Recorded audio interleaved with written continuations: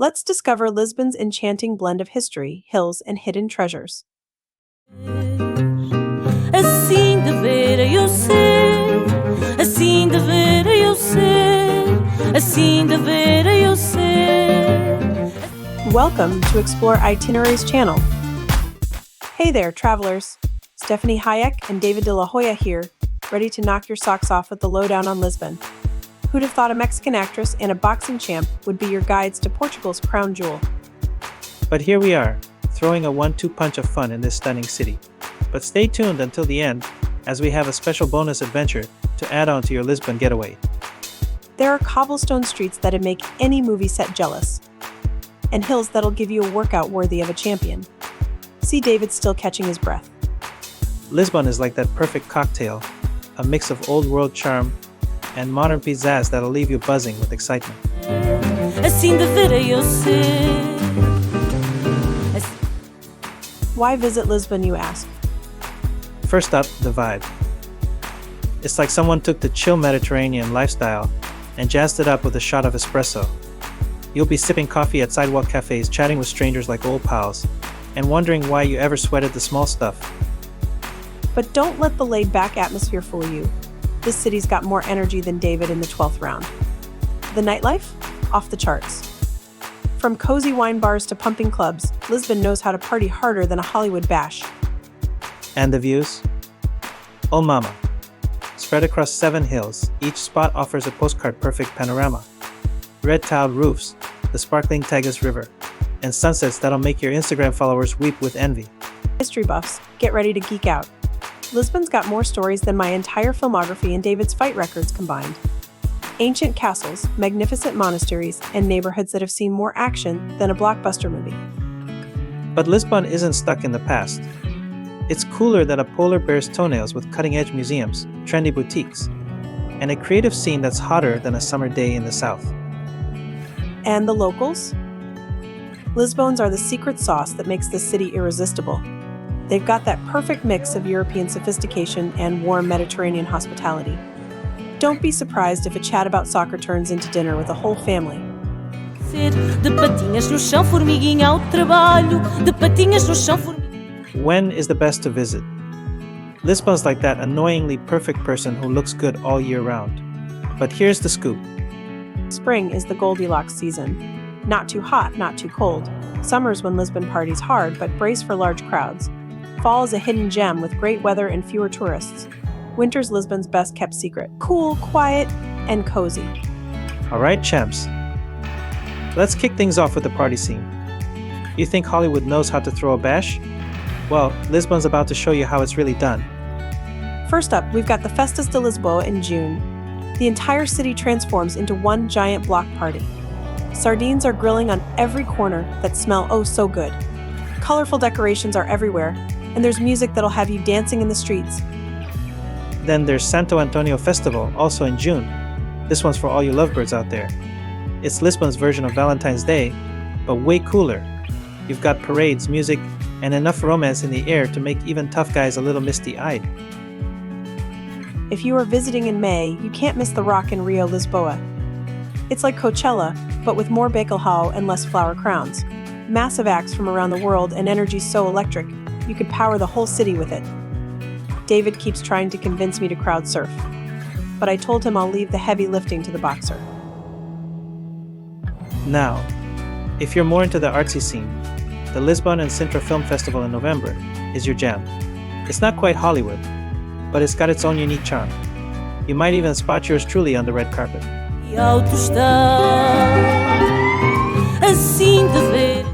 Let's talk about where you'll sleep after all that celebrating. You've got 2 main contenders for the title of Best Neighborhood to Call Home, Bairro Alto and Alfama. In one corner, we've got Bairro Alto.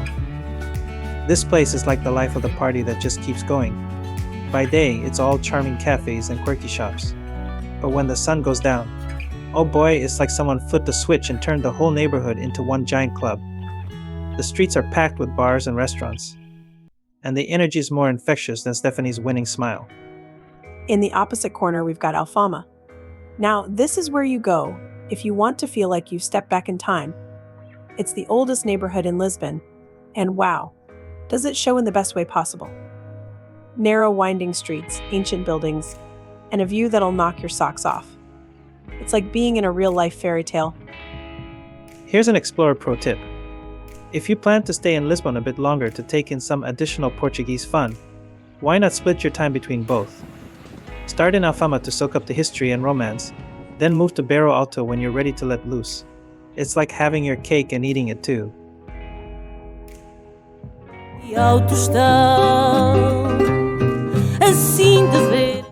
Now let's dive into our Lisbon adventure. We're kicking off bright and early because you'll want every second in this incredible city. First stop, Belém. This neighborhood is so packed with history, it makes my filmography look short. Hop on tram 15E from downtown Lisbon to Belém.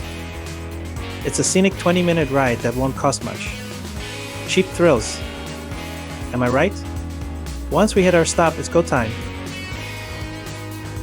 First up, the Torre de Belém. This UNESCO World Heritage Site is recognized for outstanding architectural significance. The 16th century fortress looks like something straight out of a storybook. Stephanie keeps humming Let It Go every time we see it.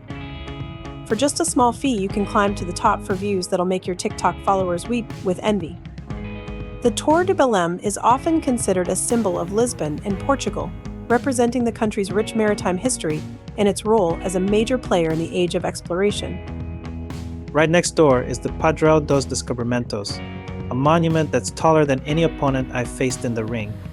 It's a tribute to Portugal's age of discovery. You can ride to the top for panoramic views that'll take your breath away. Now let's waltz over to the Mosteiro dos Jerónimos. This monastery is so grand it makes Hollywood sets look like cardboard cutouts. Interesting fact, the monastery serves as the final resting place of renowned Portuguese explorer Vasco da Gama and the celebrated poet Luís de Camões. Next, we're heading back to central Lisbon and stop at the Castelo de São Jorge.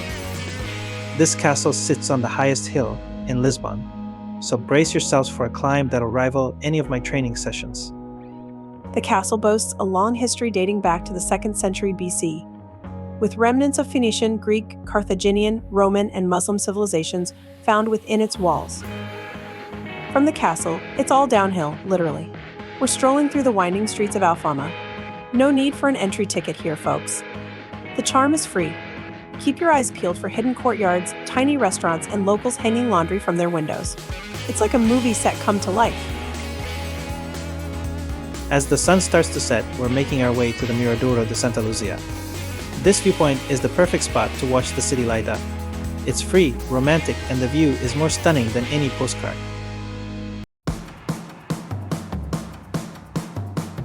To cap off the night, we're heading to VRBO Alto. The party's just getting started. We'll bar hop through the narrow streets where the drinks are cheap and the vibes are priceless. Assim de ver eu ser, assim de ver. Rise and shine, Lisbon lovers. We're starting our day in the heart of the city, at Praça do Comércio.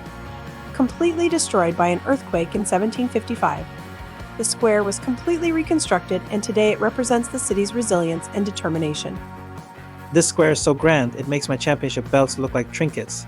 It's free to wander, so soak in the majesty while you can. From here, we're hopping on the famous Tram 28. For just a couple dollars, you'll get a tour of Lisbon that's more thrilling than any movie chase scene. Hold on tight, because this tram weaves through the narrow streets like a slalom skier. You'll come upon the Sé de Lisboa, Lisbon's oldest cathedral. It's seen more history than I've had fights. Entry is free, but trust me, the view is priceless. Sé de Lisboa, the Lisbon Cathedral, was built on the site of a former mosque, reflecting the city's rich history under Moorish rule before Christian conquest.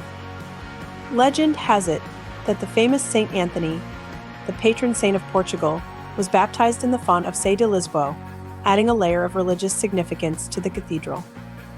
Next up, walk to the Santa Justa lift. This iron marvel looks like the Eiffel Tower's hip younger brother. For a small fee, you'll get a ride and a view that'll leave you breathless, and not just from the climb. Now, let's talk shopping, because everyone needs a little retail therapy. We're heading to Pixabay, Lisbon's downtown. This area is a bargain hunter's paradise, with prices that'll make your wallet sigh with relief. You'll find several shops packed with traditional Portuguese goods that are cooler than the other side of the pillow. From soaps to notebooks, everything here screams authentic Portugal louder than a boxing announcer. Then hit up the Feira da Ladra, Lisbon's famous flea market. It's only open on Tuesdays and Saturdays, so if you're lucky enough to be here on those days, don't miss it. You can score vintage treasures for less than the cost of a round of drinks. Or for the fashion-forward folks, I'm looking at you, Stephanie. Check out LX Factory. This industrial complex turned hipster haven is full of boutiques selling unique, locally made goods. Prices vary, but you can snag some cool threads for as little as $20. Now, what should you buy while in Lisbon? Cork products are a Lisbon specialty. You can get everything from wallets to umbrellas made of this stuff, usually starting around $15. Azulejos, those beautiful blue tiles, make great souvenirs and start at about $5 for small pieces. And let's not forget about Portuguese wine. You can score a decent bottle for as little as $5. It's a knockout gift that won't break the bank. After all that shopping, we're heading to Parque Eduardo VII for a breather. This hilltop park offers a view of the city that's cuter than Stephanie's roll in Puss in Boots.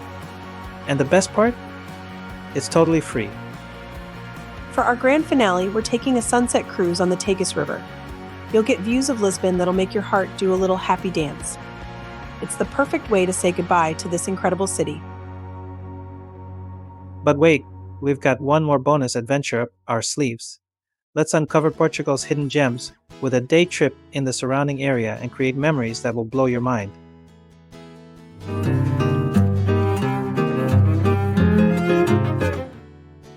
Now arriving in the magical town of Sintra. This fairy tale town is just a 40-minute train ride from Lisbon's Rocio station. Once there, head to Pena Palace. This colorful castle looks like it was designed by an excited kid with a crayon box. Built as a summer residence for the Portuguese royal family, Pena Palace offers breathtaking views of the Sintra Mountains and the surrounding countryside. Nearby, the Castle of the Moors offers a glimpse into Portugal's rich past. This medieval fortress was built in the 8th and 9th centuries, and it too offers killer views of Sintra and beyond. Don't miss the Quinta da Regaleira. This place is like the Da Vinci Code come to life. The estate is filled with mysterious elements like underground tunnels, symbolic wells, and hidden passageways, making it a fascinating place to explore. Next up, head to Cabo da Roca, the westernmost point of continental Europe. It's about a 20-minute bus ride from Sintra. Standing on the edge of this cliff, you'll feel like you're at the edge of the world. For our final stop, Cascais, the Riviera of Portugal.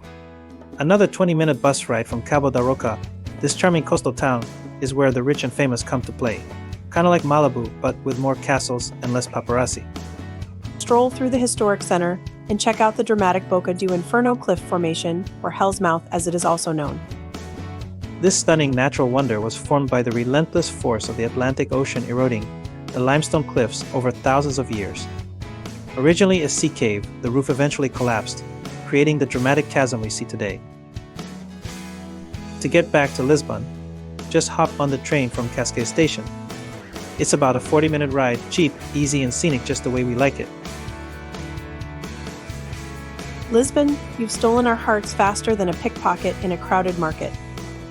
This city's got more charm than Stephanie's smile, and more punch than my right hook. It's a place where history meets hipster, where old world charm dances with modern cool.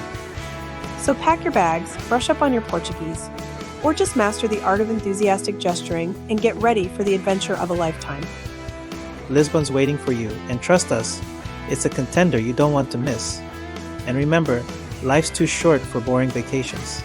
Make every trip a knockout. Remember, half the fun of any vacation is in the planning phase. Do your research and plan your itinerary in advance. Your support means the world to us, so don't forget to hit that like button and subscribe to our channel. Thank you for joining us on this journey, and remember, the world is waiting for you. Until next time.